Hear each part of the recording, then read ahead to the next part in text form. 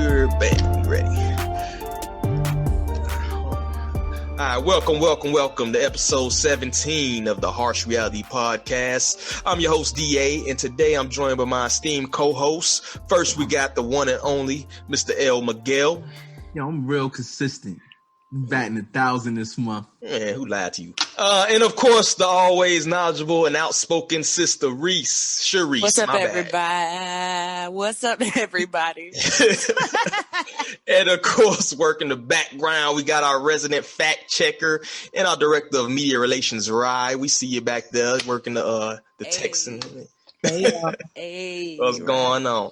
All right, and on this podcast, we plan on hit on various topics revolving around the latest news, business, family, life, hip hop, social commentary, and any recent headlines that affect our community. And the disclaimer: by no means are we experts, just 3, now 4 melanated peoples with a small platform here to add our 2 cents to the various subjects we plan on discussing today. And make sure y'all follow the Harsh Reality Podcast on Facebook, Instagram, and Twitter. Get those follows up. We looking real skimpy right there, so go ahead and hit us up. And first, we got shout out Melanated Conscious Society. MCS, headquartered in Jacksonville, Florida, is a mentorship organization teaching various life skills as well as knowledge of self to our youth. Very important. Make sure y'all follow them on Facebook and Instagram for the latest news, meetings, and valuable information. Also, shout out to the KWAZ radio family. KWAZ providing the latest and greatest and conscientious-oriented content. Make sure y'all follow them on all forms of social media, as well as subscribe to the Bitter Medicine podcast hosted by Koku. And the Pro-Black Perspective hosted by Oni Tase. Yeah, I topped in on their recordings this past week. It's pretty enlightening, so make sure y'all check them out. And we got our BOB Spotlight feature. We highlight a Black-owned business. And we all know economic independence is key to ultimate freedom. So I make it a point to acknowledge a Black-owned business every episode. And we're going to do the same one we did last week, trying to get the word out on Troy Dameron and his company Full of Flavor Go-To Hookahs. Full of Flavors, first urbanized hookah company operating out of Fayetteville, North Carolina. And make sure y'all go follow them on Instagram. And we also gonna have a direct link again in our show notes. And lastly, the podcast is on Patreon. Please donate. It is not free to record this stuff, so give a couple bucks in the coffers, and all proceeds go to upgrading the show and providing the best content we can for our loyal listeners. And also to be featured in BOB Spotlight. You just want to drop a comment, have a suggestion for a show topic or anything of that nature, hit us up at theharshrealitypod@gmail.com. And now, without further ado, let's get into the topics. The first thing I got on the docket today, big news, is Lizzo losing weight and the diet culture. And also people have talked about fat shaming. And we also want to hit on but why it seems that bettering yourself is frowned upon in some circles. So what do you guys got on Lizzo and dropping that weight and getting criticized by her fan base for doing that? Can I start? Go ahead. Okay, so me and Rye was just talking about this before we got started. I don't think there's anything wrong with Lizzo wanting to lose weight or live a healthier life. I think the problem is that she's a celebrity and that people are constantly criticizing people that are, living some sort of stardom. They feel like they're supposed to be perfect just because they're in the eye. People are always watching her life. So she's literally just living and making mistakes. And I mean, can't Lizzo change her mind? Because I saw people in the comments and they're like, oh, well, you said, being a big girl was all right and there's nothing wrong with it. Okay, but that means that she can't decide she wants to cleanse her body another week. You know what I'm saying? I mean, I think people are just coming down a little bit too hard on her. And I think that it's time for Lizzo to drop some new music because that's really what I want to hear. And I'm sure her fans want to hear. All right. I think more so that it has to do with her fan base. If you have a certain type of fan base, I know Adele had the same thing kind of happen to her when she dropped all that weight, but I think Adele pockets a little bit deeper than Lizzo, so she don't care. But when you have a certain fan base, I think you have like if you look at Lizzo's fan bases, mainly kind of loners, a lot of LGBTQ community. Why? Are they really? Yeah, she has a huge following. I think her and Lady Gaga almost have a similar fan base. Damn.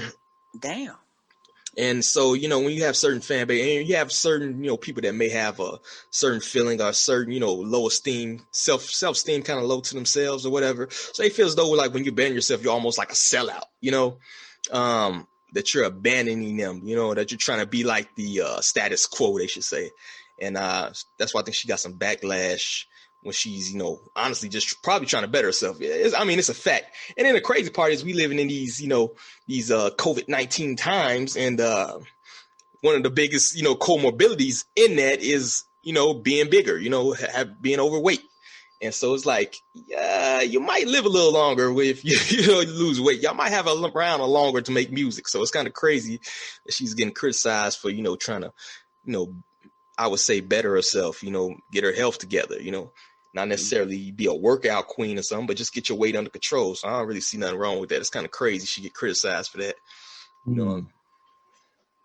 Yeah. I mean, let me ask you a question for the round table. Like, Lizzo had her OnlyFans. Would you pay for it, and how much would you pay? I would not.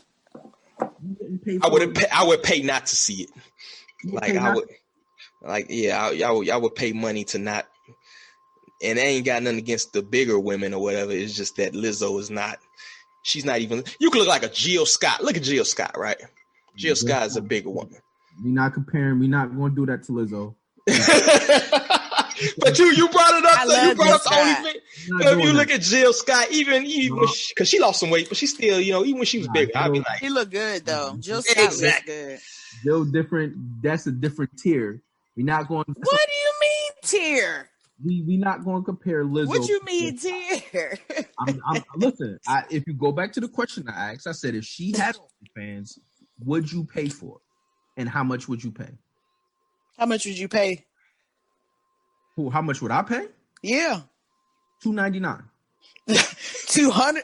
$2.99 because I can go see a drop dead gorgeous woman bust it open for $8.99. So I think that's pretty generous. With that not really being my like cup of tea of what I would find. Right. But, I got you. I say that to say maybe she's trying to, level up, and it's kind of crazy. If the fans, right? You say you was a fan, and you laughed at the $2.99 comment, but I'm not a fan, and I'm still what I'm saying. That's kind of like, how are people upset? Probably all her fans would say that. I wouldn't even pay for a Lizzo OnlyFans, but I would. You know what I mean? But if she get naked, I don't want to see that. Just because her fans probably don't want to see her naked. I mean, OnlyFans isn't just for naked. She could be doing. Well, I get that, but I mean, you didn't specify. You just said OnlyFans, so I'm assuming you're talking about in the sexual nature. No, you were thinking about Lizzo naked. Okay. Because people say OnlyFans. Come on, you know she ain't finna get on her OnlyFans and sing. That ain't what you meant. Okay, you got it. But you got it. I think that brings up a bigger thing, though. If you look at bettering yourself in general, and or even going to a different tier, right? Getting a different fan base.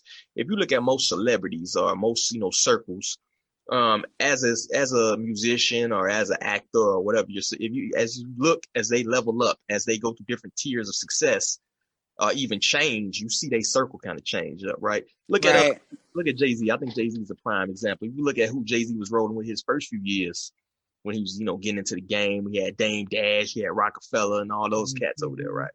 And as he got more levels of success, you see those circles of people, go away. Your circle changes, and I think people just, get jealous of your success, or even if you try to bet, even if you're a normal person. I know we've had in our life. Like, I know I done came out the hood, got out the mud. Speak on it. Speak on it. And when you preach it. Yeah, when you get certain levels of success financially, whether you better yourself mentally, physically, whatever, you'll see people look at you sideways, same people as your friends. You know what I'm saying? Why you doing that? Well, you ain't got to do that to do this. You're like, what are you talking about? You changed up on us. You changed. Yeah. But it's kind of crazy, though, because, like, if I feel like, remember, like, let's think of another person that was big, right? Like Ruben Studdard, right? When Ruben started losing weight, we didn't. Wait, you went out. You there, bro? People be scared they ain't gonna sound the same no more. Oh, you talking about when they lose weight or things like that? You Yeah. hear from him, yo. You know what I mean? What about the other when you the fat funny guy or girl, right? Right. Then people feel you're more approachable because people look down on you. And it's true because if you look at my young pictures, I went from Big Mike to Pretty Boy Mike, right? So I remember how people treated me when I was Big Mike when I was younger, and I remember how people treated me when I was Pretty Boy Mike. Exactly. So I always still move like I'm Big Mike, but I don't forget how people treated me when I was, Big Mike. But like stuff came a lot easier to me when I was prettier. Exactly. People were more. It might have been disingenuous, but they were more willing to do more. Yeah. And if her fans, right, if she's not in a space where she's financially or in a professional space, this professional space she wants to be in, of course, I mean, it's a natural law of attraction. The better you look, like a lot of how we over-sexualize everything in the music industry. Anyway, Exactly. Nicki Minaj, if she wasn't on the cover licking a big lollipop and in a squat position, yams out, sadi's out. Like, no, you know what I mean? Look at all how we look at Cardi B. She naked every time I see on her TV, titties popping out, ass out. This is post baby, so, and it's not knocking Cardi B, but sex sells, and unfortunately Lizzo can make some dope music, but it'll never sell more than Cardi B because she don't look like Cardi B, and that's what the reality. That's true. Yeah. And I wish to piggyback off of that, I wish whoever's telling Cardi B she need to keep on getting work done to her face would stop giving her that advice. Because it's like everybody, and I'm not even trying to be funny, it's real, because people pressured Cardi B so much, oh, your teeth, and you need to do this, you need to do that, that she probably feels pressured to look a certain way to be accepted. Yeah, that's true. A lot of things we do, even the prettiest people, like Kanye West say, the prettiest people do the ugliest things, right? So you may think you're beautiful, but in reality, the way you see yourself is going to affect how you carry yourself, right? You always going to need to have the bigger ass. You always going to need to have the prettier face, the more perfectly formed nose. So it's a never ending thing. Once you start down that surgery path, most people that start down the surgery path, they never stop. Look at Lil Kim. Lil Kim, you don't even like if you put up like a picture of Lil Kim now and Lil Kim in 1999, exactly. You wouldn't think it's the same person. You know what I'm saying? Back in the day. And what's crazy is that now plastic surgery is normalized, right? If you say what is the average woman might be a woman that has plastic surgery. I know, because the plastic surgery is on. You can go get a whole Brazilian butt lift and liposuction for 5 racks. You ain't got to be rich to afford it. Care credit, baby. Care credit. They got credit cards for surgeries. You know what I mean? Yeah, they do. But I think it's kind of crazy that I think it's almost like unrealistic to think that a fan won't shame you if they fall in love with an image of you. It's human nature to deviate from change. So if I love this person for who they was, as soon as they change, I'm naturally, not me, but the average person is going to naturally be resistant to that. That's not true. That's human nature. So I think I agree with you partially, because I know there's like a YouTuber I watch, and she's become, I don't want to say commercialized, but heading down the commercialized path. And although I don't really like it because she's not like she used to be before, I'm kind of like, okay, I'm going to go with it because I like you. You got the same content, but like you said, the average person, well, I'm not going to say average person. Some people don't think that way, and they're going to want you to stay unhealthy or whatever, for them, because that's what they want. Exactly. And also, I think you need to kind of pay attention to, because I've been diving more into the cesspool known as Twitter, and half of Twitter is people with like cat anime, profile pictures and Russian bots and shit. Like, you got to be careful how much stock you put into certain social media things. And I think once you get on like that, you start to see like the minority are the loudest on there. You know what I'm saying? Because they can be anonymous. So you got a bunch of people who, don't even know who the hell they are because they got cat pictures and them talking about how much they hate Lizzo for losing weight. You know what I'm saying? It might not even be a real person, half of these people. And like you said, when you're in a certain mind state where you hate yourself and you hate everything, if you hate yourself enough to go take time to go online, make a fake profile on Twitter and just go around and hate on shit all day. Exactly. And that's all you do. Like, you got to be mindful that it is people out there that do that shit, particularly nowadays where you ain't got no concerts going on. You don't have the clubs is closed and you have people, depressed and shit. So guess what they going to do? They just going to hop on Twitter, try to spread that fucking misery. It make them feel better. Make them feel better, man. I had to go at some dude the other day. Put on, and the black man is always like, Twitter is like the black man bashing universe, right? So had a dude who's like, the black men are the bully of the black community or some shit. Like, I was like, what the fuck is straight black men are the bullies of the black community? They need to be stopped, basically. And it's like, what the fuck are you talking about, dude? And of course, it's some weirdo with a Katy Perry background picture and shit. You know what I'm saying? Yeah. So I'm like, bro, why? I'm like, you know what? Sometimes you have to embrace the negative stereotypes to kill it. So you know what? Yeah, we straight black men, we bullies today. How about you stay the fuck out of black people business? Get the fuck, you know what I'm saying? I just feel like, and then dude came back like, well, I am black. Well, you got a picture of a white woman. You want to be a white woman, so get the fuck off black people. You know what I'm saying? And so sometimes, yeah, go ahead. Now, what you got? I was going to say, well, we talked about Lizzo in the past too on the platform for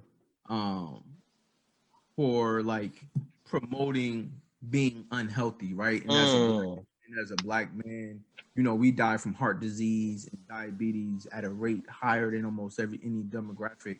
I think we are the highest demographic, those two death factors. Yeah, so, definitely. I just want to kind of stay consistent and say, if we're going to knock her for that, right, showing up to the Staples Center in pretty much a thong, right, big as hell, we gotta show her some love for taking matters into her own hands. Exactly. Word. Don't listen to that weirdo. Exactly. Yeah, when I jump up in weight, I know my knees be on fire.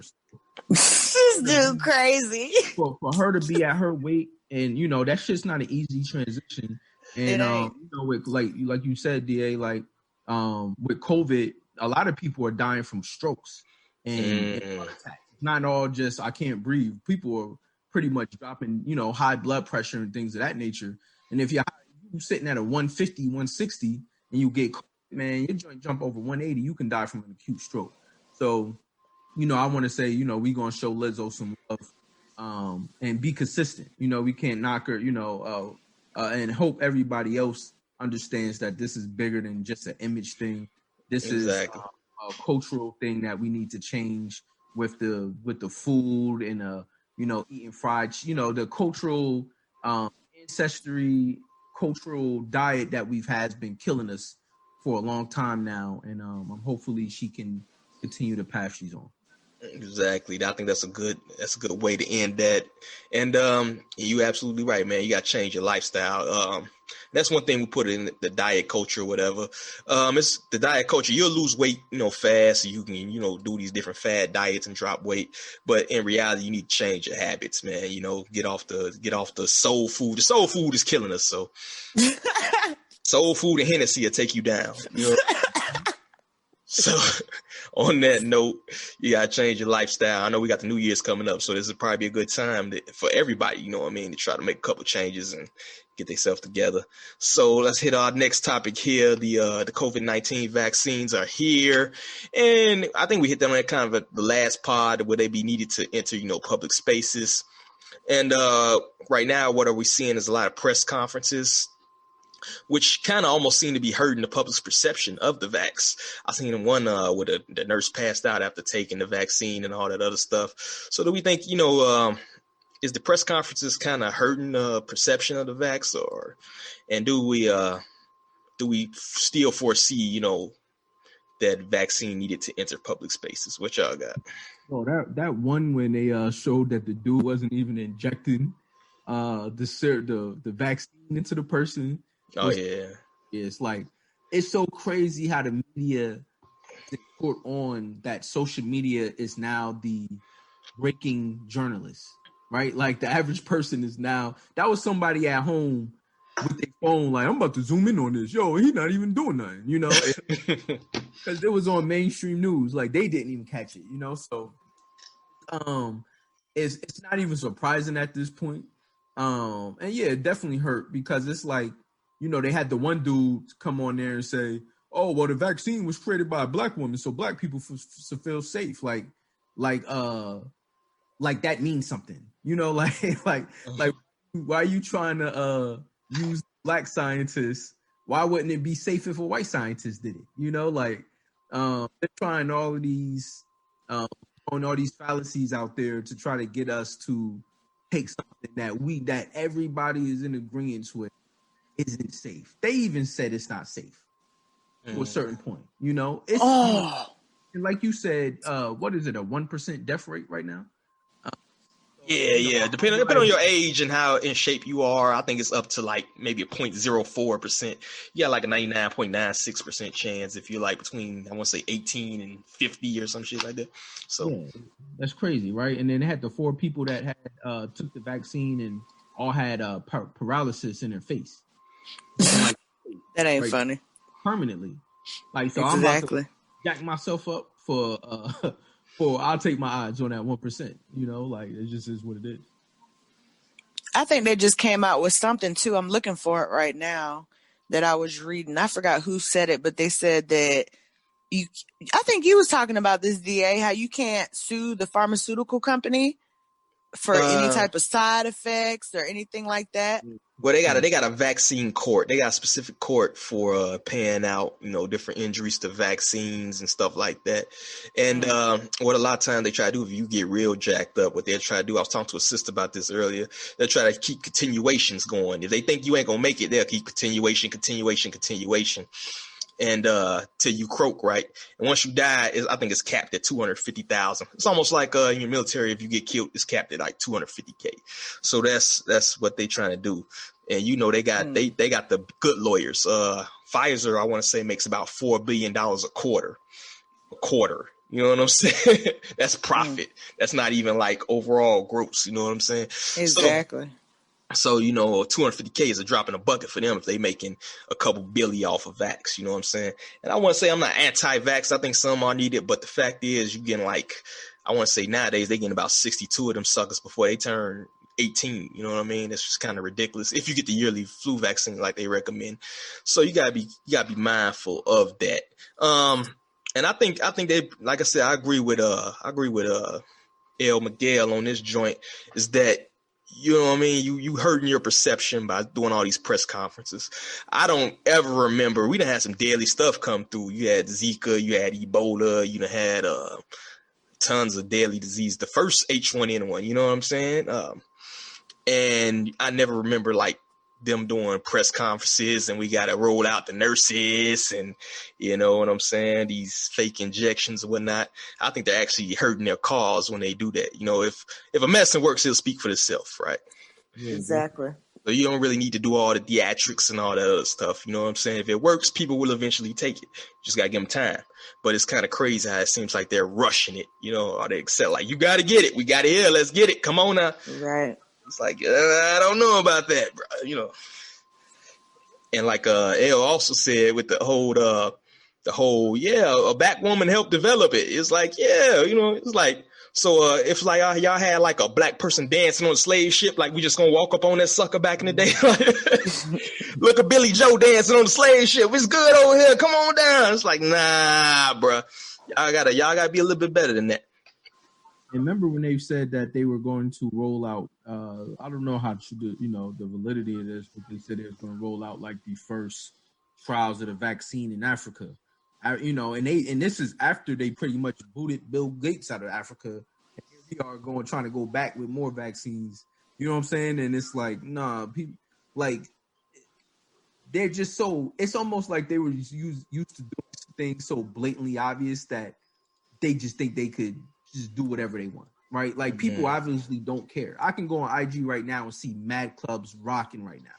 It's like people don't care about the vaccine. They don't. The fear of corona, because there's enough statistics out there to show that you're probably gonna survive it. People, it's the fear mongering that they're doing in the news isn't working. Not saying that there isn't a need for the vaccine, because it's not so much just about you, it's about the people that you could possibly infect and kill, including kids. Some of the side effects for kids is kind of alarming too, but it's the fact that when you just painting that you're gonna die, you're gonna die, people are like, well, I'll take that chance, that individual chance. I think we need to go back, that goes back to that lack of empathy in society, and it being about me. If, I think about my grandparents, my kids, other exactly people. But that's still not enough for me to go and hurt myself with something that can lock my face up permanently. I read some terrible articles too about how some of these people in these long-term care facilities, they're dying without having seen their loved ones in 8-9 months. That's crazy. So they dying, a lot of them dying of just loneliness. And if you think about it, you're at the last years, the average lifespan in America, I want to say about 73 or something like that in the world. So if you like 80 years old, and these are last Christmas, you may see a youth and your grandkids and all that other stuff, and you can't see them. A lot of these people, you're going to die anyway. You ain't no escaping death, right? I think people should have a choice as to, what they want to do or what they feel is. And honestly, if you're feeling sick, I don't care if it was COVID-19 or if it was 2003 regular flu. You need to leave people alone, man. Stay at the crib. And that's why they need to do like some mandatory sick leave, man. I never understood it. I remember I was at work one time and this dude came in sick as a dog. And I asked the cat, I'm like, bro, why is you even here? You know what I'm saying? Like, oh man, I got to go to work.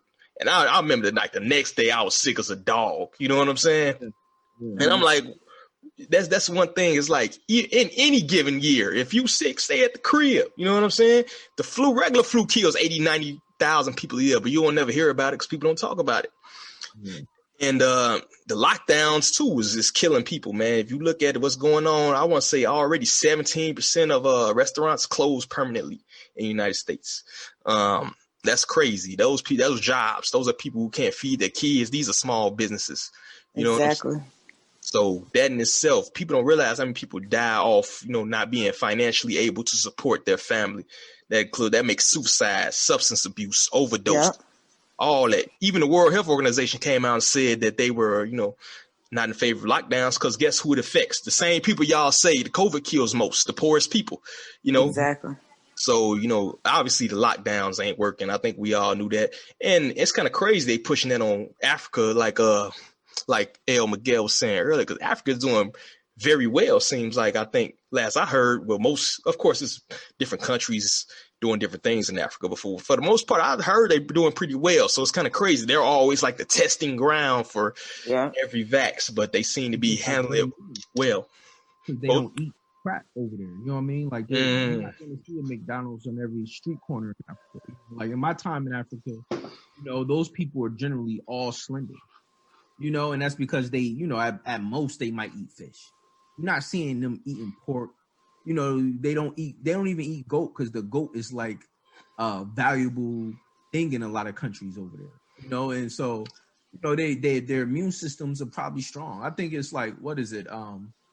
I forget what country it is, but they had a high infection rate and like a zero death rate.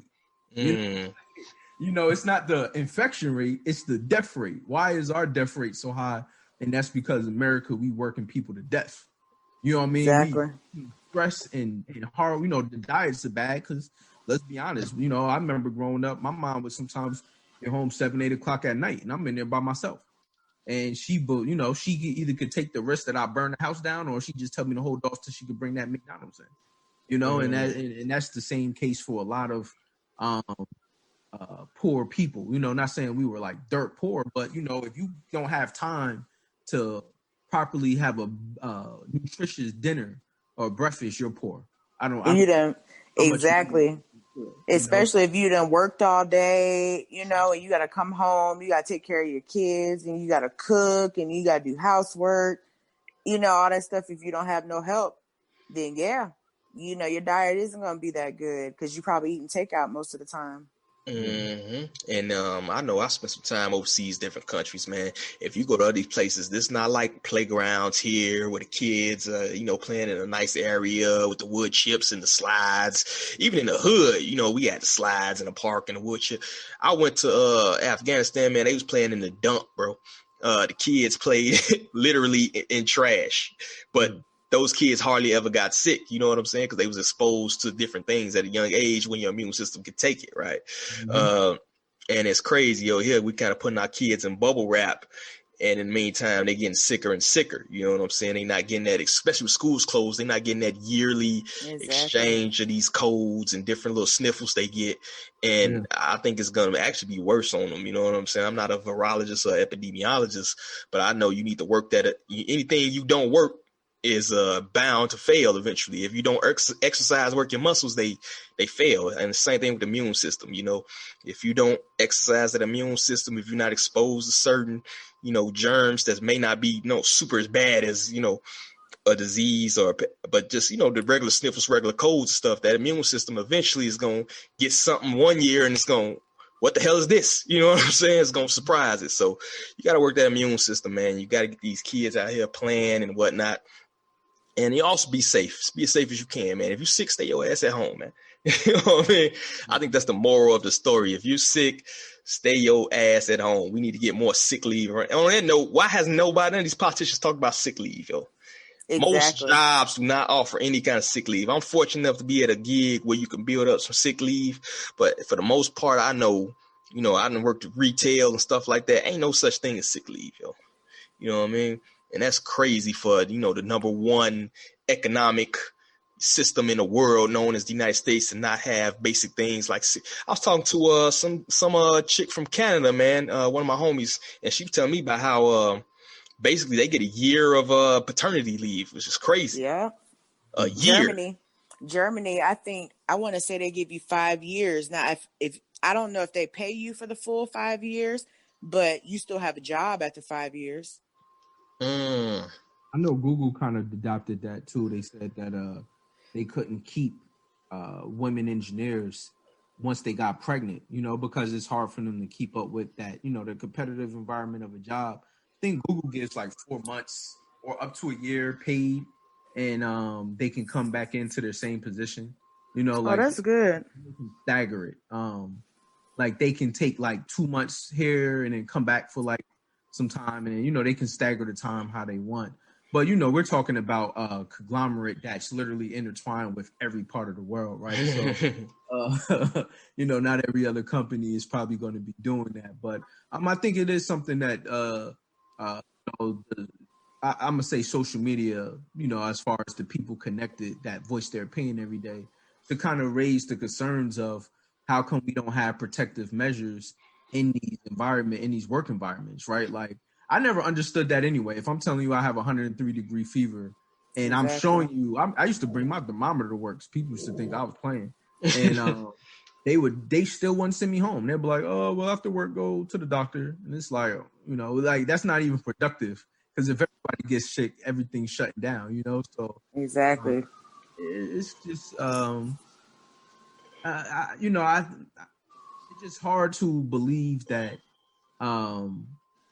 we're really allowing a vaccine to be pushed on us without any trial data. Like, I couldn't really find any trial data out there, looking just to see what, like, maybe how many rats died. I couldn't find it. It might be out there, but I just couldn't find it. And people are really injecting themselves, talking about they need it. It's nurses that haven't got COVID since COVID, and they're saying we really need this. It's like, well, you might have already had it and just never known. Now you're about to inject yourself with DNA altering medicine and probably died from it. Yeah, I think like you said, and even if you do find some short-term data on it, there's zero long-term data, because the only way to test long-term data is to have it go on for some years, right? So you don't know what's going to happen 10 years from now. You don't know what's going to happen 20 years from now if you take this different vaccine. And I think that's one thing that they don't even care about. You know what I mean? It's almost like, outweighing the short-term satisfaction in favor of, the long-term health. You don't know what's going to happen. The average vaccine takes 10 to 12 years, I want to say, to develop. They rolling this thing out in 9 months. So I think it's up to every individual to decide, hey, if this is worth it for me and my family. I could see if maybe you have somebody, have severe asthma in your household, things like that. It might be more beneficial for you to, look into the vaccine and things like that. But I think the biggest thing in that is choice. It should be a choice whether you do or you don't, whether you want to take it or not. I don't really believe there should be a mandate, although it's probably coming due to fear, like you said, L. Fear monger, man. Fear is a mother sucker, bro. So, you know what I mean? So I think enough people scared out here that, hey, if you want to go to this ball game, you got to show your papers, please. You know what I'm saying? You want to get on this plane, papers, please. We're going to need to see that. So that might be something to look for in the future. And on that note, I think we covered that one pretty good. So what I have next is the newfound American youth surge in socialist ideas and philosophy. And a lot of people suggested that, I heard particularly in the libertarian circles, a lot of these things is based off entitlement, laziness, and or white guilt.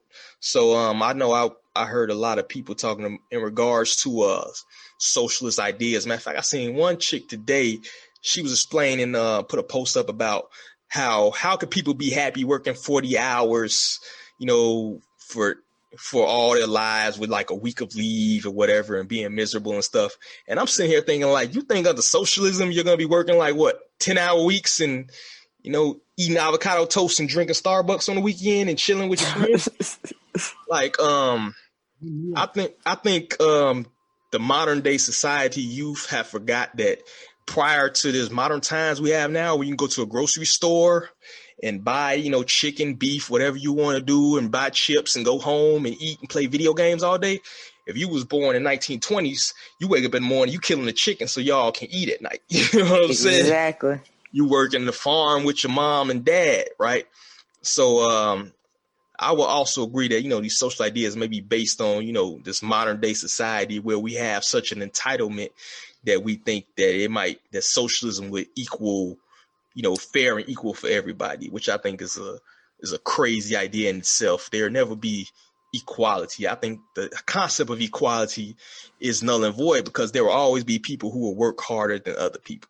Exactly. Bro, this topic gave me a headache, right? Because just yesterday, I joined a young, I don't even know if she was young, but a classmate of mine brought me into a depth webinar tool thing, right? I always try to support people that have businesses or like classes and things just to see what's going on, see what I can, learn from it.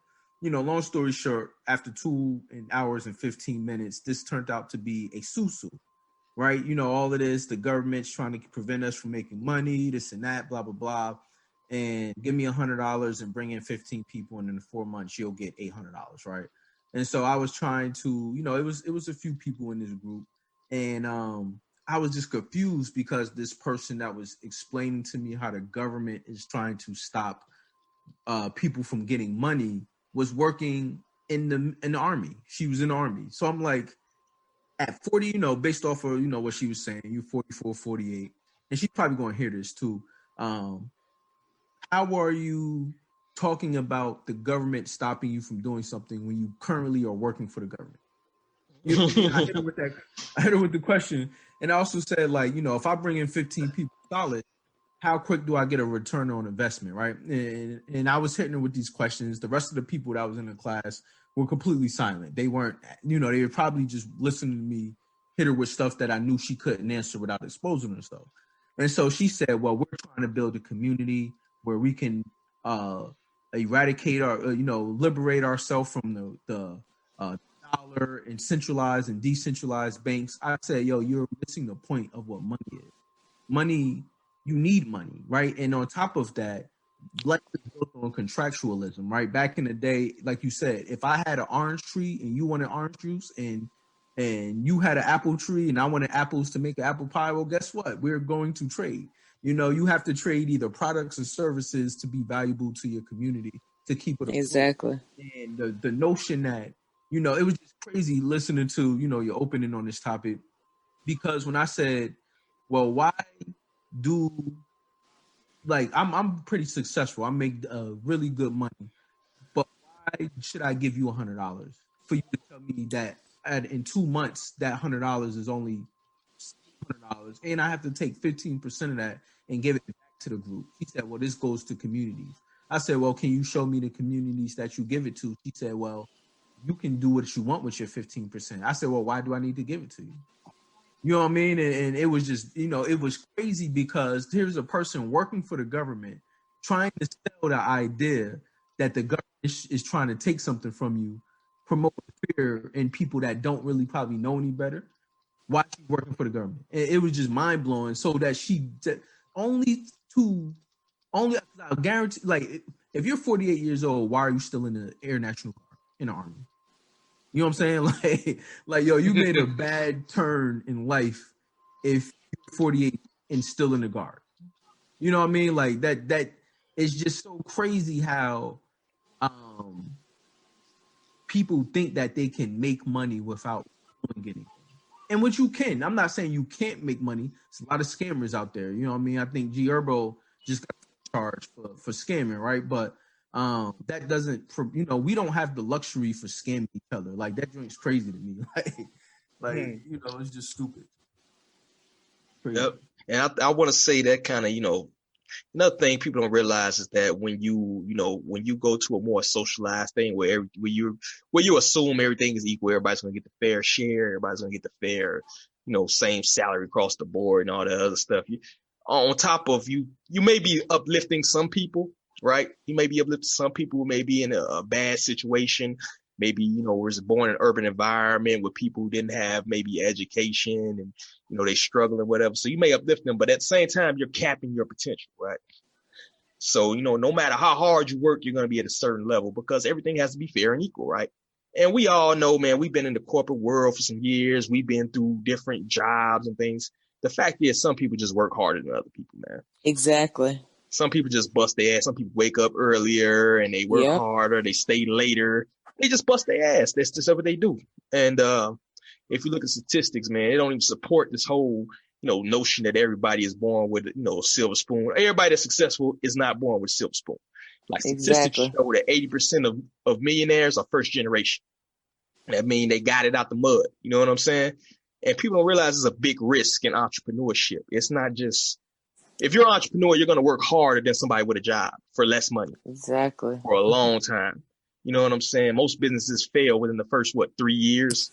Exactly, because people don't stick with it because they losing more than what they're making. And some people get discouraged, but you got to keep going. You got to keep going. And then looking in our times, right, you got companies like Amazon that do everything. Like, remember, like, Walmart, when Walmart rolled out that you can go get your car serviced? Like, exactly.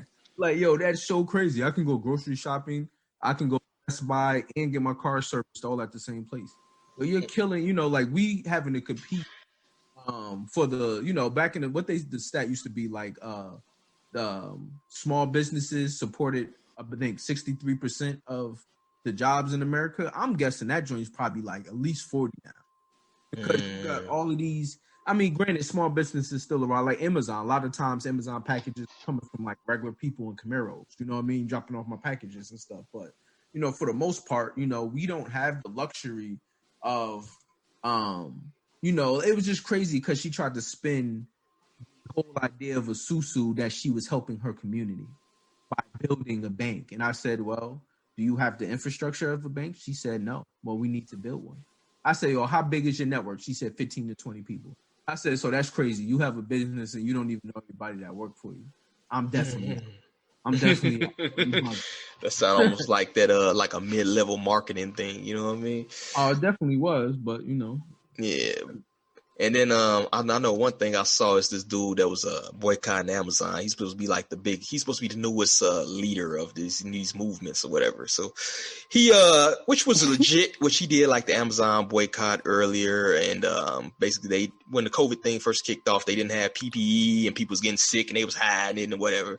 But I think that dude flipped that over to a grift, right? Because he became a celebrity, got on a couple of things, small time celebrity. So now he was running around. I seen something because I followed the dude, and dude was like, yeah, we going to Bezos' house. We going to eat the rich, these billionaires and millionaires getting all this money and blah. So it's like, you mad at successful people for being successful, bro? Like, that's what we doing? Like, keep in mind, it's not like Bezos was just like born with like $1 billion and made a company. That dude, yeah, he got the money. That dude was working, slanging books out his garage, bro. That's how it started. And dude he made a service where right now I can open up my phone, click a couple things, and shit'll be at my door tomorrow. You know how valuable that is, particularly in this time. You know what I'm saying? So you got grifters out here who trying to use that to, and it's almost like a victim loser mentality, bro. It's kind of indicative of these times. It's like, oh, you're successful. You shouldn't have that much. You need to give away all your money so that, you need to give your money to me because I'm working at your company. First and foremost, I know when you get hired to a company, they give you a whole orientation. This is how much you're going to make. This is how much we can pay you. This is how much you're going to be. Because I done walked out of jobs. I'm like, nah, it ain't enough bread. I'm up. Me too. You know what I mean? Y'all got me doing this, that, and the third. I'm up. So you agreed to all that. You went through training orientation. You went through, probation period, all this. And within that time, you had the time to quit and be like, this ain't enough bread for me. And if all y'all do that, guess what? That man got to up y'all salary. But it's like some people like, oh, that's enough for me. That's good for me. I could do this. So you went through all that, and now at the end, you like, nah, you're not paying me enough. Bro, you could have walked out any moment you want to. You know what I'm saying? So people are working that grift where it's like, all right, I know it's a big wealth gap right now. I know people are suffering. I know people are hurting. So it sounds good with slogans like eat the rich making too much money, all this other third. But in reality, the rich pay like 70% of the income taxes in this nation. You know what I'm saying? 7%. Like, remember on a couple podcasts ago, we broke down the Trump's, what was the platinum plan versus the, I don't even want to say it because it sounds evil, bro, but the lift every day. Oh my God. Down, we broke the plan. Why? Right? And remember, Trump's plan said, he wants to give $500 billion to the African American community in the form, I think, in government contracts, right? And it's crazy because if you look at what they're trying to pay out in stimulus money for the whole United States, I think it's $900 billion bill. So, you know what I'm saying? Like, black people, we turned down our nose at $500 billion, right? It was outlined in this plan. Whether he went through with it or not, he still had concrete numbers. And I'm not saying every black person should have voted for Trump, but here it is. We could have went out and got that bread. Like, a black person could have. It was nothing stopping black people from. If you tapped into 0.0001% of that $500 billion, you still would have been a million. And we turned our nose at that because it wasn't given to us, right? And now we with Biden and what Black Lives Matter, what they saying? Oh, we can't even get in touch with them. Yeah, we got that. We definitely got that on the docket later on. You know what I mean? So like piggybacking off of that, the topic. It's like, like we want people to give it to, give us stuff, and it's like, our society wants people to just hand them over stuff, right? Like, we turned our nose for black people at $500 billion to get nothing. Speaking of, I was just having a conversation with some folks earlier today complaining about the stimulus check. Like, oh, well, it might just be 600. I mean, it's money that you wouldn't have had otherwise. Yeah, but you gotta look at where the rest of that bread going. I want to say, what we up to, about $6 trillion in stimulus money handed out, and we got $1,200. See, this is the thing too, though. So during the conversation, we were talking about some of that money being put into the unemployment, which I'm not necessarily opposed to. So I wouldn't mind $600 if you're putting that money supposedly towards the people who got laid off due to the virus, I'm just saying, what is that $600 going to do for anybody? Yeah, Not a damn thing. if you're in the Northeast or something like that, man, you may get some groceries and fill up your car a couple times. You know what I mean? For some people, yeah. Some people, I mean, that help them supplement some of the cost of them Christmas presents. You better not be buying no. If your ass, if you can afford, you better not be buying no. Look here, PS5 on deck. I got that stimulus in. Exactly. Got that stimulus 5. Yeah, exactly. Shit. But going on, that's a good piggyback. That's a good segue into the next topic where we talking about currency, talking about money, and we're gonna look at Akon's suggested smart city in Senegal over there in the continent. And Akon is investing heavily in Africa. However, can that economic freedom that he's looking to, achieve over there, can it be actually, brought into I'm fucking up the word, fruition, now that the continent may be a battleground for a proxy war? We know we got a lot of activity in Africa right now, particularly I think China's knee deep over there. Yeah, America's definitely over there. I think there's some Russian troops over there. It looks to be, a future battleground, particularly since it's such a resource-rich area, the whole continent of Africa. You can't even have cell phones without some of the precious metals that are in Africa, right? Mm-hmm. So do we think that actual economic achievement, can be brought about with all these factors, although it may be a battleground over there? What you think, El? I mean, I think the idea sounds nice. The city models look nice. The ideal, it sounds man, it's like everything you will want to see for Black hope. But being over there in war-torn, country, it might actually be like I don't know how much they could actually build up over there without extreme resistance if they don't integrate themselves in with a world power, with what they're trying to do. To go to not only are they going to a tech city, like trying to have a complete teched out city, but they also launched their own currency, which is out right now, called Akon, right? So now I think they're backed by Stellar Lumen, but they're trying to, anytime you pump out your own currency, and if it makes any kind of splash, then now you're a target. And not only it's cool if we were if we did business in a form of peace, but I would need to see not only infrastructure but military. Like, what is who's going to protect that city from a world government paying some insurgents to come in and start terrorizing it, right?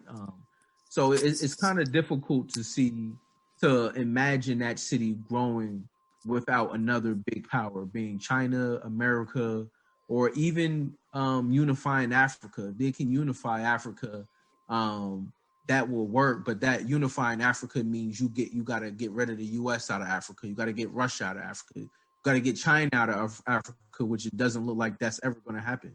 So I don't. Man, bless Akon for what he's doing. I think a lot of times we talk about it, he's actually doing it.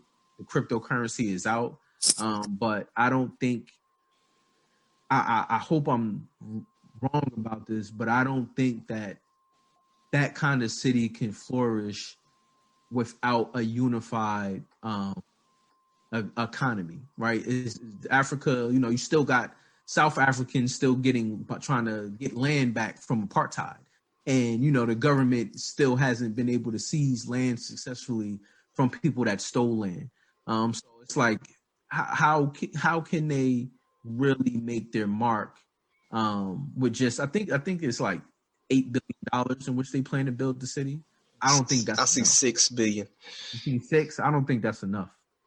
Yeah, they say you got 4 already secured by a certain company. The thing I'm kind of interested in is the cryptocurrency part of it. Apparently, everything in the city is supposed to be paid for with this certain crypto, the Akon, like you was talking about. And anytime when you restrict yourself to one means of currency, or we talk about smart cities and things of that nature. Those type of things are heavily controlled, heavily regulated. So it seems like it's kind of a catch-22 to me, because on one hand you have a great amount of wealth going into Africa, but like you were saying earlier, who's protecting this city in Senegal? Who was backing this city? You know what I mean? Like, where is this profit going to?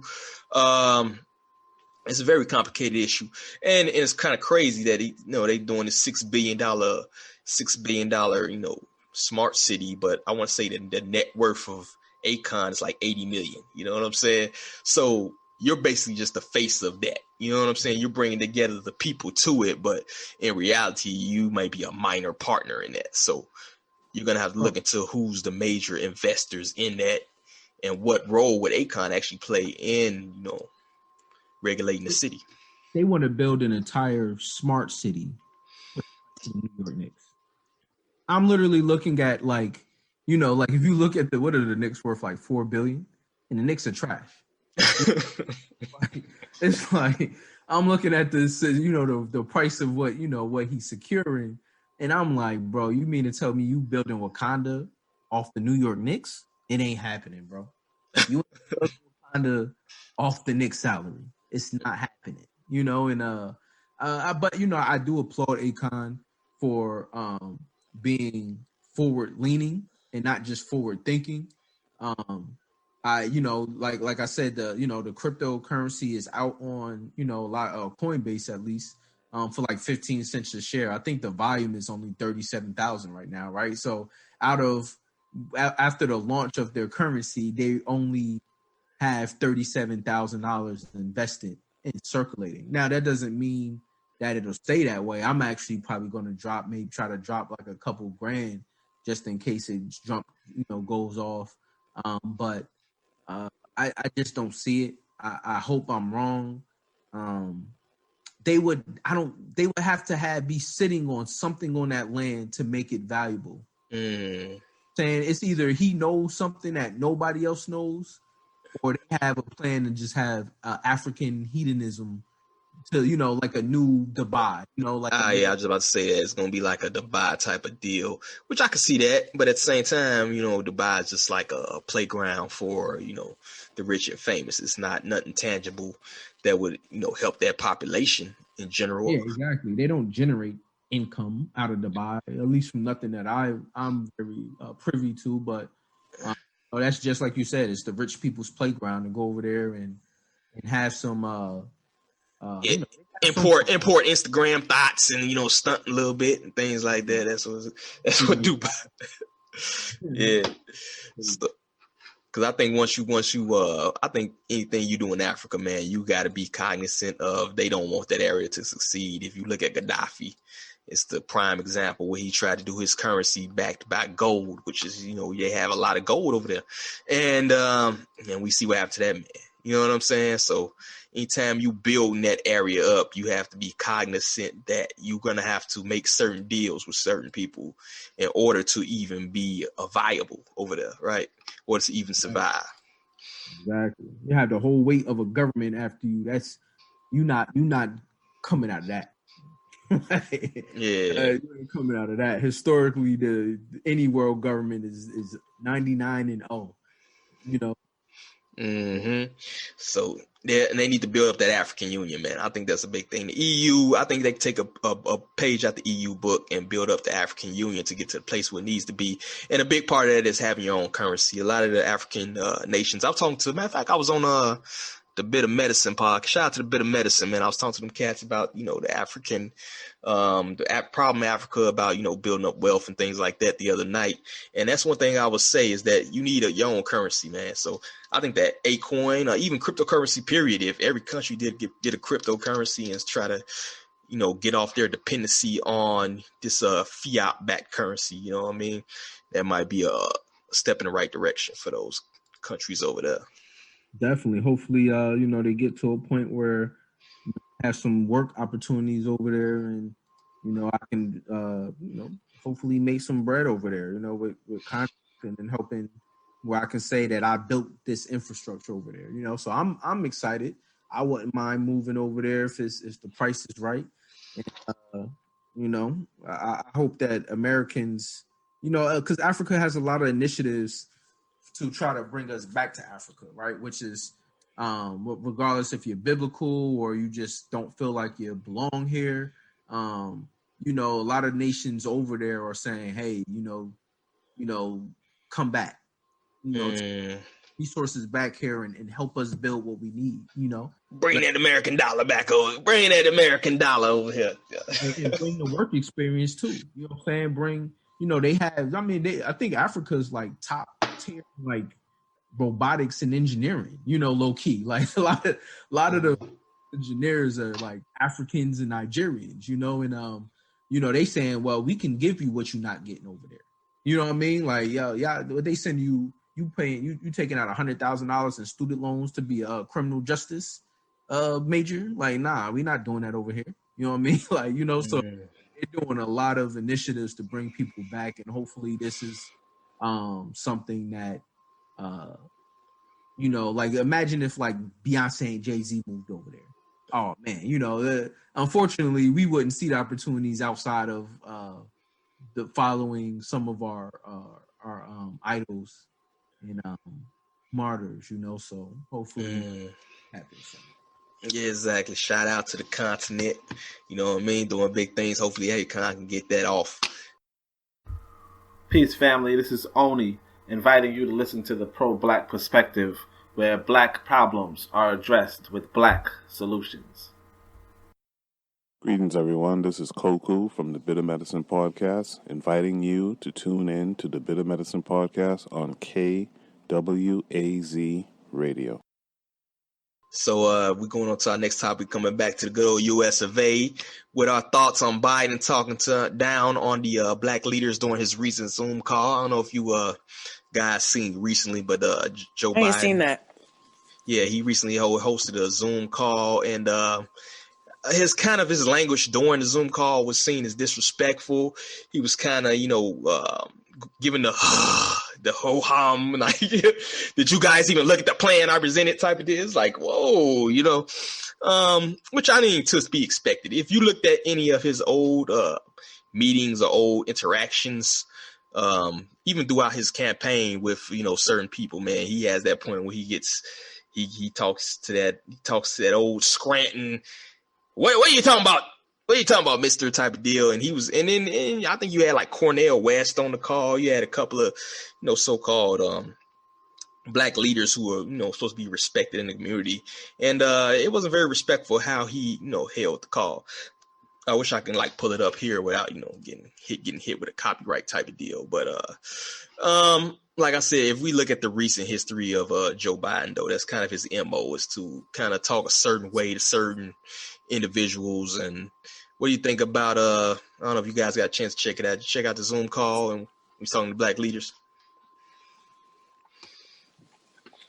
I didn't see it. I'm finna look it up. Yeah. So I can read at least the transcript. And what about you, L? You got a chance to check that out? No, I ain't have a chance to check it out, but it's not surprising. I mean, we've been highlighting a lot of the jacked up stuff Biden been saying over, even during the his run for president. It's just disheartening because we had the opportunity to really disrupt this machine that is the presidential election. But we chose to go with the lesser of two evils, and now we stuck in the spot where they just curving us.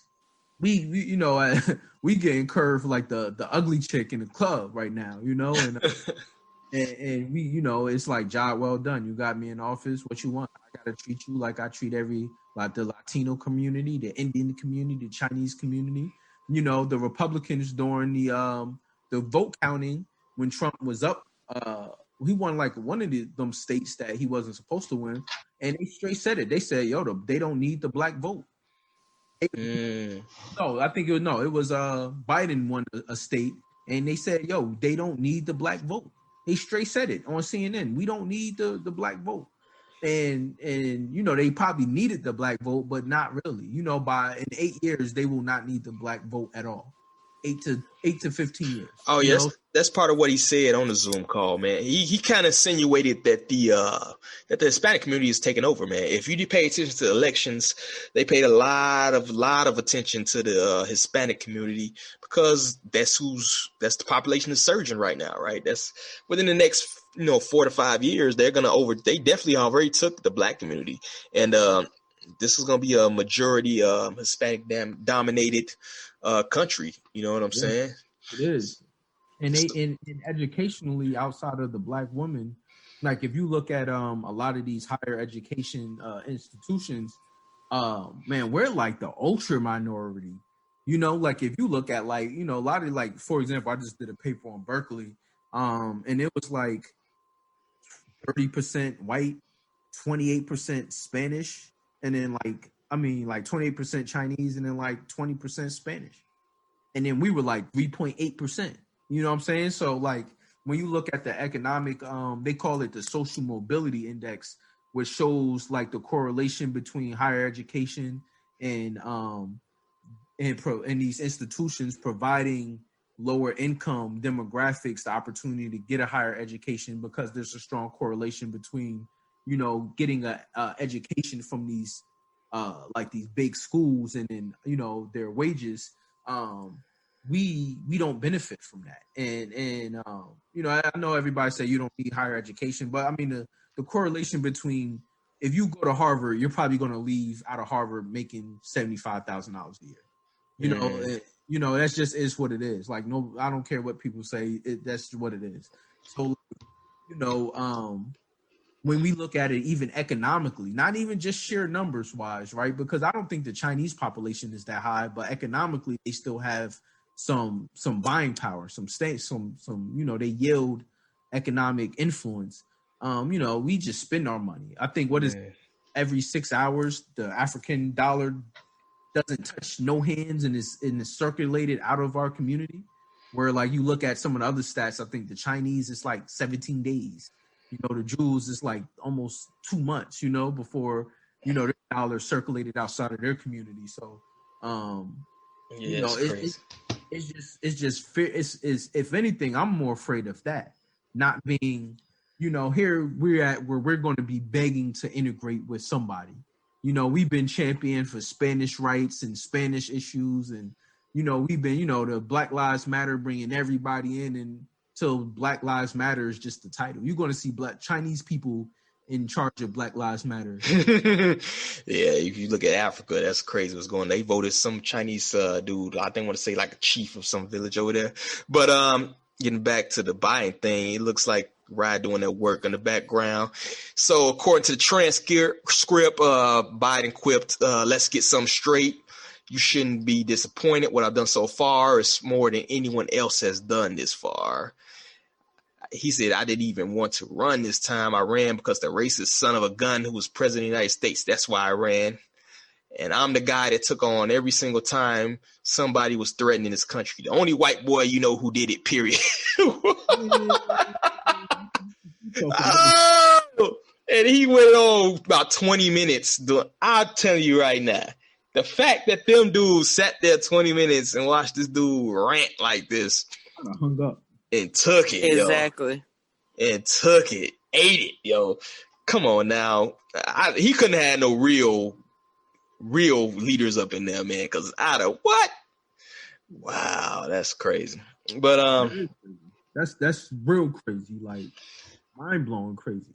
Yeah, man. But if you, like I said, if you look at the man's track record, man, that it's to be expected. This is why when people was telling me the lesser two evils, I'm like, are y'all sure? According to whose metric? Even if you looked at the stimulus thing, 45 was talking about he wanted to give more money out. He was like, send me the bill, I'll sign it. And it came out recently that, the Pelosi and the Democrats was holding up the stimulus checks in order to try to get the election. And it's like, give us $500 billion, yo. Give us $500 billion. I ain't never heard. Those words never even crossed my lips. $500 billion. And he said, I want to give $500 million to the African American community in paper. Now, granted, it's still in paper, but like, yo, let's go get this money. You know what I mean? Like, that's the time when you link and be like, yo, this is how we going to get 1% of that. and go from there, but because of the plight of our community and people wanting more concerned about the aesthetics of what's being said instead of what people are doing, which I don't even understand. Like if you slap me and then say something to make me feel better, I'm still thinking about you slapping my face. Like, so I don't get why our community has a problem disconnecting from the people that hurt us the most. That's a big old fact right there. And then if you look at, because I'm gonna tie this into the next, we're gonna still hit the next topic, but that goes back to the Biden-Harris administration ignoring the BLM calls for a meeting, right? So y'all did all that campaigning for these cats, and got votes, and you got who's the woman in Georgia, the politician, the big one? What's her name? Stacey Abrams. There you go, Stacey Abrams. She was doing major work out there for the Biden-Harris administration, registering people, pushing the vote and everything else. And then they say after that fact, they not even picking up their calls. They say it's been 30-something days since they picked up the calls for the meetings to talk about things. And it's like, well, duh, dummy. Ice Cube tried to tell y'all that you don't negotiate after the deal is done. After the fact. That's stupid. You negotiate before, you know what I'm saying? And now you reaping what you sow, man. It's economics 101. It's common sense 101. You don't ask for stuff after you get. It's the equivalent if you was a prostitute and you gave somebody some sex and then you afterwards you're like, all right, you owe me $200. Nah, I don't owe you nothing. Get out of my car. Like you basically gave what they wanted before they had a chance to negotiate or pay for anything. So it's a wrap. It's over with. You got what you wanted, so you're gonna reap what you sow in this case. And I just hope that people realize that next time, don't make the same mistakes. It's almost like you're in a Twilight Zone. You're in Groundhog Day. It seems that particularly the Black community keeps making the same mistakes that we made in the 60s, in the 70s, in the 80s. You know what I'm saying? At least the majority. I know you got a lot of people that's waking up now, but I think for the vast majority, all you got to say is yell racist, and half of them people's like, I'm voting for the other guy, or you yell something else. You know what I mean? And in reality, I honestly don't care if you're racist. Who gives? You think people saying he racist? He's racist. Your boss is racist, and you still go to work. Exactly. Like you, they got you because it's equal opportunity, and they had to hire a Black person. They don't like you, and you still go to work. You know what I mean? Like that joint is just hypocritical.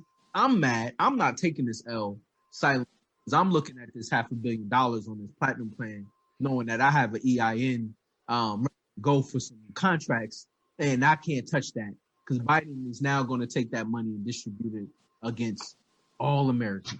I'm salty. I don't even really. That's crazy. Exactly. You need to get off this emotional thing, bro. And you need to start thinking in terms of business. Stop thinking less emotional. I don't care if you like me or not. You're going to pay me. You know what I mean? Exactly. I don't care if you had a whole fleet of cyber trucks to my job with probably could have had Elon Musk on speed dial. Feel me? You know what I mean? Like, yo, Elon, send me over 5 more cyber trucks. But now, because of all our community as a collective, I'm just going to be a broke bitch ass nigga.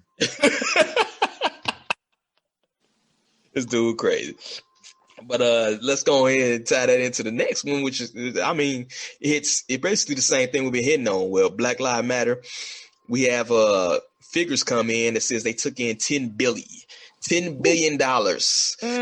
Yet you have chapters claiming that none of the money is trickling down to the people out there putting in work in the streets. And did Black Lives Matter actually pull off one of the biggest grifts in history? Bro. Yeah, I want to say if you look at any of the urban communities, man, $10 billion, you can renovate any hood in America, and there's been no move. But I want to say one of those leaders, she just signed like a deal with Netflix or something. Patrice Cullors. I want to say it's 4 major in charge of the national Black Lives Matter administration. The 4 founders. I want to say they're doing very well financially, of course. But you have the chapter saying they didn't see none of that $10 billion. That's crazy. So what we got on BLM? Did they pull one of the biggest grifts in history? They need to be cutting us our stimulus checks. Pretty much. Go cut us that. Run us something, bro. Like, because that would be the equivalent. We would probably get the same amount if they distributed that amongst black people. But, I digress. Because they still have, they might as well take their B off of there and just put LM, and then that Lives matter. Just put a asterisk and put what you want there. Because at this point, you can just be anybody and just be with a sign that say Black Lives Matter and you down for this cause, And so I just feel like, it's not surprising. 10 billion is a lot of money. I would be curious to see where that 10 billion came from and how they generated that money, more than that they have 10 billion. Because that 10 billion could come from anywhere. That could, government. It could come from Soros. It could come from whoever, wherever. It could come from. Man, now I'm gonna have to erase that part off. Man, you done got us redacted, bro. You can't say that name on the podcast, man, bro. You tripping. I didn't say the whole name. You still can't say the last name? Nah, man, you can't even rhyme that sucker, man. You better say the initials or some shit, bro. You finna get us. You got to bleep it out. Yeah, we'll cut that out. I left the first name out, but I think but is it because even when you look in their mission statement, they make it clear that it's certain demographics that they really want to tap into, being transgender community. I've seen transgender there more than black, and so I'm not in that network to see if those people, that demographic is benefiting from it, but maybe that money is being distributed. It's just not going to black communities. Well, it's not. It's definitely not going to the Black Lives Matter chapters because they airing the business out, man. They the people in charge of different chapters. They we ain't getting nothing, man. We ain't get paid. We ain't getting nothing. So it definitely ain't going there. It's going somewhere. I want to say most of the donations had to go through. What I read is what they had to go through Act Blue, and basically. That's a payment system, and 3.5% or something. It's like a credit card fee. They charge 3% to donate. So I want to say a lot of that went to the DNC. So you had 3% off the top went to different Democrat, people running for offices off the rip. You know what I'm saying? So if you donate to that, you should know that should be something they should say off the rip. If I donate this, 3% going to this person. You know what I'm saying? And then in actuality, like you said, it'd been more beneficial for me to find a black organization in that city and just donate to that. It's plenty of black organizations. I shout out Melanated Conscious Society every podcast. Exactly. Just terms of not being lazy. Even when you look at major organizations like the Red Cross, if you look at the Red Cross, all your donations to the Red Cross ain't going to help people. It's going to part of that is going to the operations, going to the management and things of that nature. You'll be better off finding an organization that's local and donating to them if you really want to donate. And I think people need to do their due diligence and start looking up these organizations. And instead of trying to donate to, if an organization has commercials, you probably don't need to donate. That's the easy way to do it. If they have a commercial running, find somebody else to donate to. Because most of that money is not, if they even have a commercial, you know how much a commercial on primetime TV costs? That's money that could have been going to the people that you're trying to help. So you need to be cognizant of that. And there's plenty of local, initiatives you can contribute to, even if you don't even want to give money, man. If you just go big brother, big sister organizations, man, they hurting right now. If you go to schools, different type of mentorship organizations hurting right now. I think people got so used to just giving up money, giving up bread, they don't even look at, time, which is invaluable. You know what I'm saying? You said you hit on it earlier when me and El was talking earlier about how misguided we was when we got a little money at 19, 20, 21 years old. You know what I mean? You don't even know what to do with it. Man, I done went through 20 stacks, don't know where it went. What happened to it? I don't know. Who knows? You know what else. We know where it go, but I ain't gonna put that out. Right? But it's just when you misguided as a youth, man, you don't have that mentorship, you don't have that time, that one-on-one time. It's way more valuable to sit here and go on the street corner and talk to some cats than it is to throw money at an organization like BLM. You'll actually save more lives just talking to somebody they respect out here in these streets, rather than trying to give to an organization where you don't know where the hell it's going at the end of the day. Yeah, Hov said it best, man. And that track on his album, Minority Report, he's talking about the Hurricane Katrina survivors. He just pretty much said, "Yo, I didn't give my time." He just pretty much gave a check and didn't know how they were using that check, you know. And we still falling for the same trick, you know. Sound like they a big susu too. You know? The biggest susu, 10 billion. They got a whole probably 2 million strong just giving up $2. Yeah, I heard them BLM founders getting surgeries and all, going to the Dr. Miami, getting hooked up, and so I don't know how true it is. I'll put a disclaimer on that, but man, somebody got answers that was 10 billion going to. Man, we need to see some audits. Who is auditing these organizations? Can we see some paperwork, something? You know. That's a ridiculous amount of money, and that's since Rod said that's since May. That's just since May, so that's not even the full scope of what they bringing in. But I want to say the brother Darren Seals called them out back in Ferguson. He said, "Man, there's people out here who ain't even in the streets putting in work. They just come out here taking selfies and kept collecting all the bread. And he ended up dead. You know, wink, wink." Yeah. Then he have like he had like 2 to the chest and 1 to the head or something like that. And they put like the car down or something. Yeah, a couple of the Ferguson leaders, man, they ended up like that. So burnt the car down after they shot him.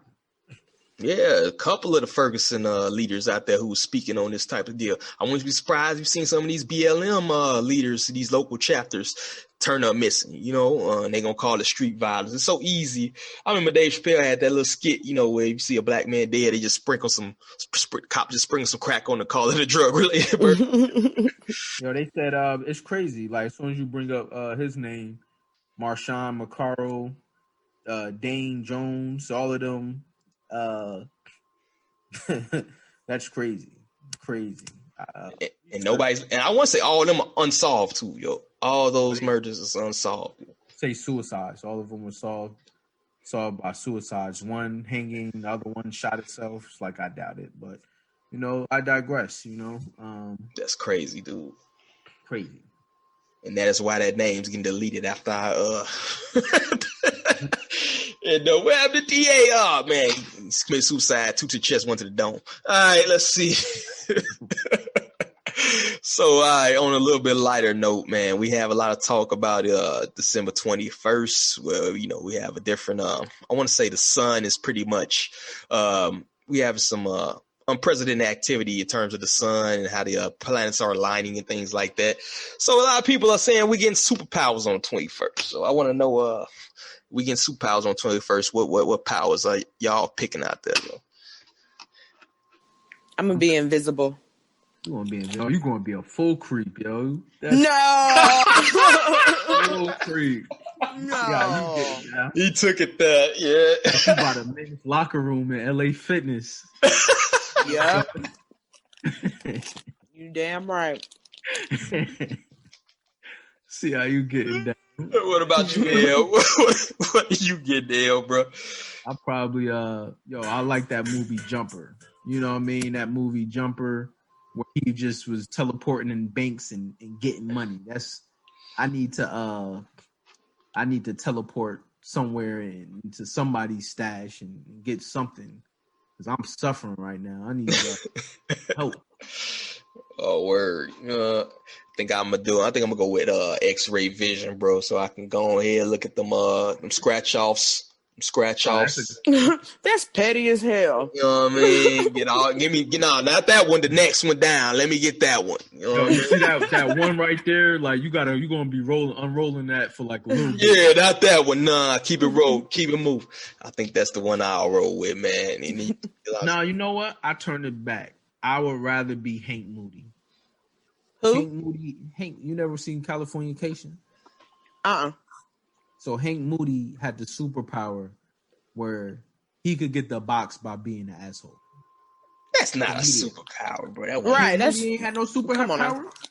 It's cats doing that right now, yo. That's the case. Exactly. A whole lot of superpowers. But how Hank Moody did it was crazy. Nobody did it like Hank Moody. Nobody did it like Hank Moody. And I'll say this too: a lot of y'all cats, some of y'all getting superpowers, ain't read a book in 10 years and don't know what a chakra is. You're probably not getting superpowers on. You probably gonna on the 20th, on 21st, you're probably just gonna be a day older than you were on the 20th, bro. So I don't think it's that anime generation, bro. Everybody already think they have superpowers. I seen a dude at work the other day. He was like, it looked like he was shooting a fireball. I said, "What you doing, Hadouken?" He said, "Yeah, one gonna come out one day."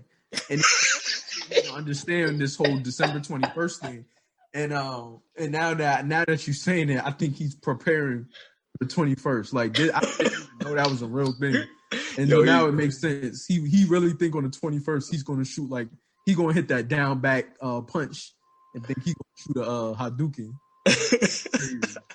Hey, we live one. I'm curious to know, Ryan, what superpower you going for on the 21st, yo? I need to know that, yo. Go ahead, take a break from the fact checking. I want telepathy, so I can just be in one spot and make a bunch of stuff move from that one spot. I got a lot going on over here. You look like you would be a telepathy type of person, bro. What you trying to move with your mind? Yes, everything. I need. But what's the thing that you feel like you need to move with your mind? Like, you talking like a remote or like a remote? The candy dish out of my son's hand while I'm in my background. I know that's right. Like, a lot. I got a lot going on up here. That's crazy. Yeah, I could definitely see you with the telepathy thing, bro. Look like you would be a telepathy type person, big brain type person, moving shit around. Nobody picked nothing destructive. You know, nobody said, "Oh, I want razor Wolverine claws so I could just kill people." You know, like I'm pretty glad that I didn't hear none of that. You know what I'm saying? Like, you'd be surprised how people be thinking. So I'm glad to be amongst the peaceful and the docile. You know. I don't know how docile we are if you look at our track records, but this dude crazy. We don't initiate the violence; we just finish it. All right. So with that, let's go to the wrap up. All right, what you got? L, bro? You got anything to plug? Social? Anything new going on? A classmate of mine, we was talking and just rapping. A very talented artist. I'm trying to bring up her information now. I might have to swing back, but she's it was a very talented artist. I might have to swing back to me. Maroon Girl Black Beauty is her IG. She has some pretty good artwork, and she's also working on the clothing line. Her name is Miss Crystal Campbell. I was pretty surprised by her artwork, so I'll just plug her in. You can find her at her artwork at maroongirlblackbeauty.com. And I think also she has links to her IG and her other social media accounts. Word. What you got, Sharice? What you got? All right, so check me out, the Queen's Council Podcast on IG, Facebook, and Twitter.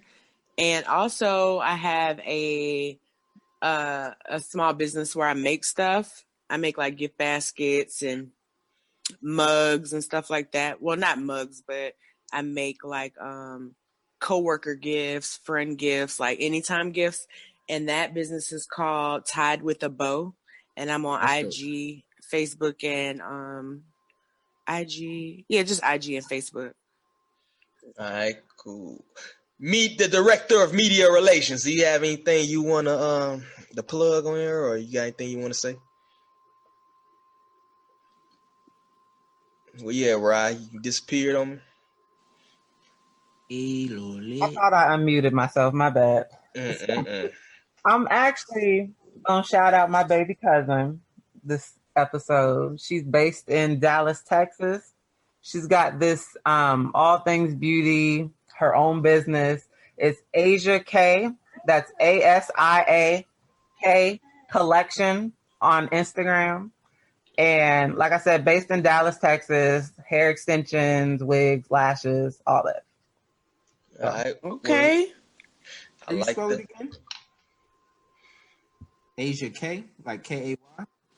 No, Asia, ASIA, the letter K. I got her. All right, that's what's up. And I actually opened up Hip Hop High Society. Yay! I did what I said I was gonna do. Yay! Hey, so check it out. We just got a review on the hell is that boy name? YFN Lucci. We just got his new joint reviewed. We got a couple more reviews. I plan to do some interviews on the podcast, starting a podcast for that joint. So if you actually want to be the one to interview people, hit me up because I already have a lot on my plate.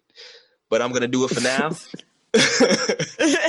So if anybody wants to host a hip-hop centered podcast, please shoot me an email and I will definitely take you to consideration. Outside of that, that's pretty much all I got. And with that, on behalf of us here at the Harsh Reality Podcast, I got to say peace. Bye, y'all. Hi, guys.